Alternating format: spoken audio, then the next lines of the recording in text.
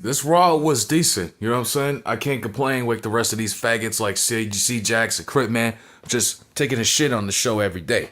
Always just got a shit on the company. It never made sense to me, but I understand. Triple H is a bad booker, but just saying the show is shitty every week doesn't make any sense. You kind of got to take time out and think about what you like. What do you enjoy? You know what I'm saying? Then you can shit on the product, but literally every video I have to see rant and rant and rant and rant every fucking video from these guys. So who gives a damn anyways? I'm here to tell you how I feel about the show. You know what I'm saying? So we're gonna start off with a segment with Roman Reigns. Roman Reigns comes out and he's greeted by the UK, by England, right? They greet him out. Roman Reigns says, "Acknowledge me.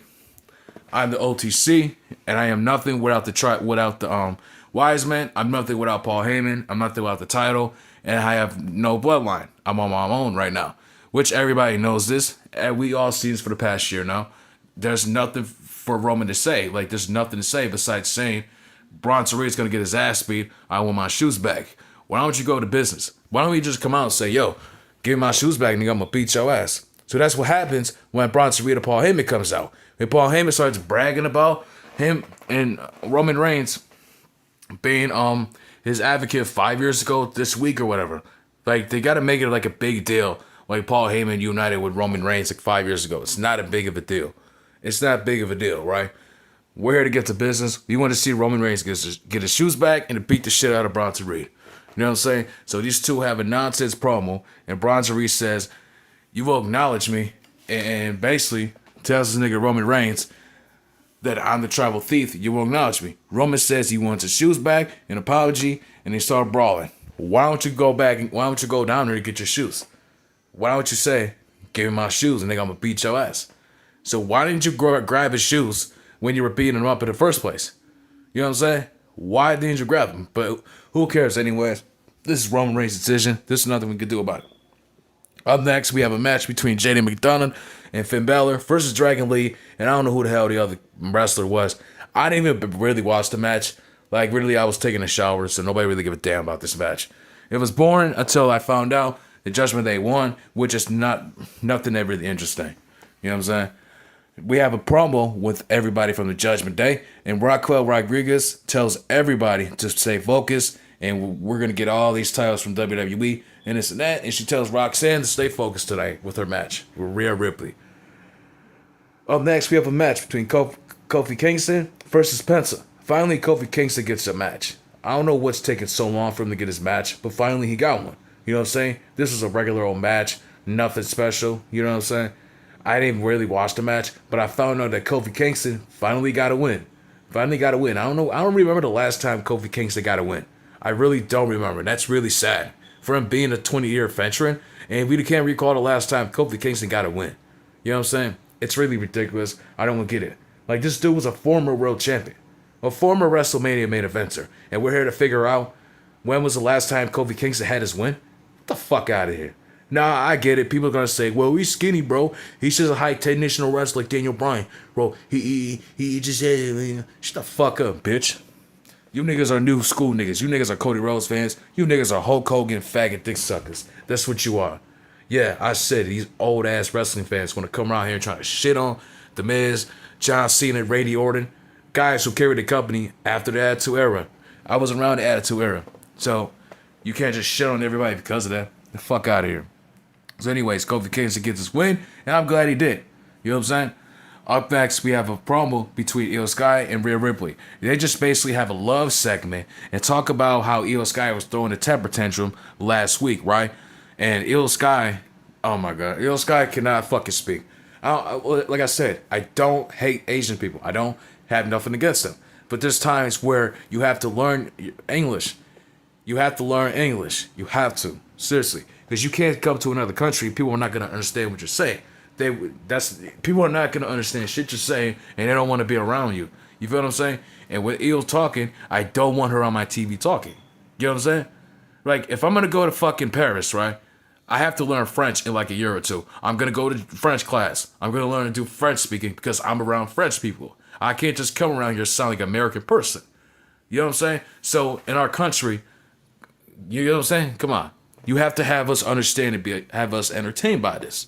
And Io Sky's not doing any of this, and Triple H doesn't give a fuck because he's just worried about other people who are just not as good as he was. You feel me? And up next, Adam Pearce tells Stephanie Foucault that I'm trying to figure out who will face you for the title, but we will let you know this and that. You will get an opportunity as soon as possible.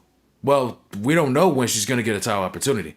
Wait, where's the title? Why don't you bring it with you and tell her that this will be in a battle royal? You know what I'm saying? Because I had an idea. Why don't you just make it like a women's battle royal? A women's all-star battle royal. Bring all the women from NXT, bring everybody from NXT, or whatever the fuck, and everybody can fight to become world champion. I don't care if it's Josine Grace or whatever, Jordan Grace. I don't care if Jordan Grace becomes champion. Just make it a battle royal so somebody become champion. You know what I'm saying? And then after that, somebody can face Stephanie. Because if Stephanie doesn't win, she could get a title opportunity. Because she earned the opportunity at the battle royal in Evolution. You get what I'm saying? So who's Stephanie gonna face at Paris? Because I have no idea who she should face. Who? Io Sky? Rhea Ripley? Get the fuck out of here. It better not be no Rhea Ripley. I'm telling you right now, bro. If this Friday or Saturday in Paris, if Anna Pearce or Triple H comes out and says Stephanie Foucault will face Rhea Ripley, if Rhea Ripley's just a surprise opponent for Stephanie Foucault, I'm gonna fucking lose it. I'm gonna fucking lose it. How many more opportunities does this woman need to get? None. She don't need shit. She needs to sit in the back of that line and give people opportunities. Get the fuck out of here, bro. This is why I hate the WWE. They're sucking up the wrong wrestlers and they're sucking up their fucking characters and sucking up the stars because they're not gonna stick up for themselves. They're gonna suck up every fucking thing like R-Truth did. R-Truth's supposed to change his character. Now he's being treated like a fucking retard again. There's nothing going on with Truth. He's being like an idiot with Cena backstage and now he's playing like a dumbass. Where is his matches? Where is he wrestling at? He's in a backstage promo doing nothing. So that's what we gotta stick with. Spoiling superstars who don't deserve opportunities, and we gotta deal with legends who are being retards. That's the era we're in, ladies and gentlemen. Wow. Up next, we have a promo with Becky Lynch. She said, "You guys could boo me all you want, but UK was a special place to me. It was a very special place to me, and this was the first place for me trading in WWE. This wasn't done before, and now it's the shit now." So she just shits on UK, right? You know, regular old Becky Lynch stuff, right? Yeah. So she says Nikki Bella tried to call me out, says I'm a loser, but I'm not a punk. Nikki Bella's music hits as Becky starts talking. She says, "Becky, if you're not a dog, then why are you being a little bitch?" Which is a good point.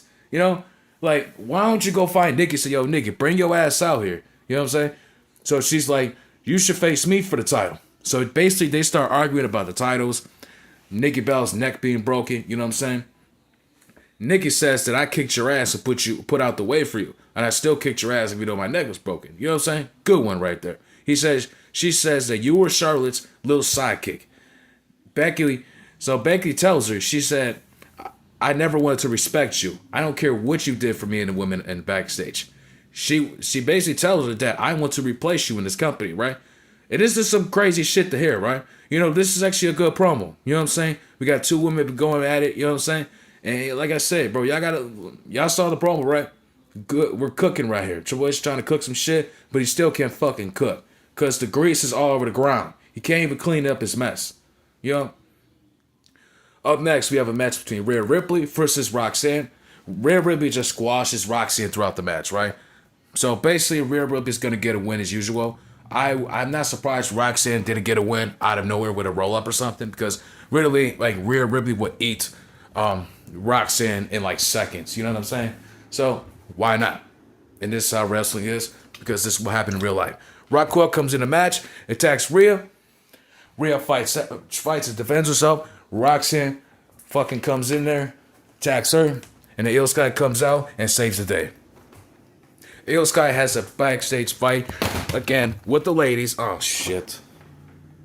My bad, y'all. I'm over here doing a review and I spilled my soda. Damn it. So these girls have a whole backstage segment, have a big fight again. For nothing. For no fucking reason, right? So Io Sky and Asuka just get into a big argument, right? Again, the women just arguing for no reason. I don't know what the issue is between these guys. Like, I understand Io Sky's getting annoying. Asuka is nothing special here, too.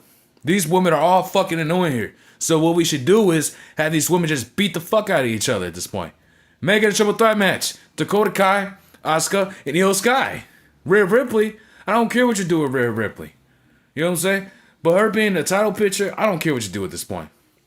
I have no idea who should be champion. Naomi should be champion, going after Bianca and Jade. I don't know who else should be going after these women. I don't know, but not these three. No, none of them. No. Fuck out of here. Up next, we have a match between Finn Balor versus AJ Styles. Now, we have to deal with a match with guys in their 40s. Now, Finn Balor, he seems a little young, and he can still wrestle good. AJ's pushing 50, right? So he, you know what I'm saying, he ain't got much time left. But I really want him to be Intercontinental Champion.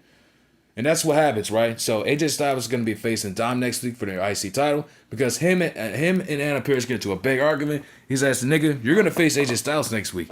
Why don't you make the match at Clash of Paris, you dumbass? That's the problem. Why aren't you making these matches at pay-per-views? Stop making pay-per-view matches next the show after the pay-per-view. What the fuck are we doing here? You get what I'm saying? It's ridiculous, bro.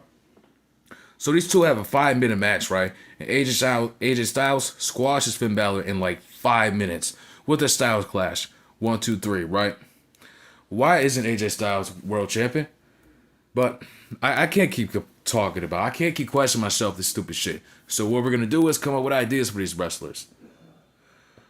Jey Uso talks to Roman Reigns backstage about the title, and CM Punk and LA Knight having CM Punk's back, right?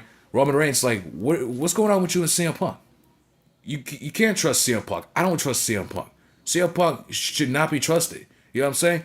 Which is an understandable point because CM Punk is a real piece of shit in real life and people don't trust CM Punk, right? So he's telling Jey Uso, be very careful, don't trust nobody, and this ain't about friends, it's about money. You know what I'm saying? Nobody in your company is your friend.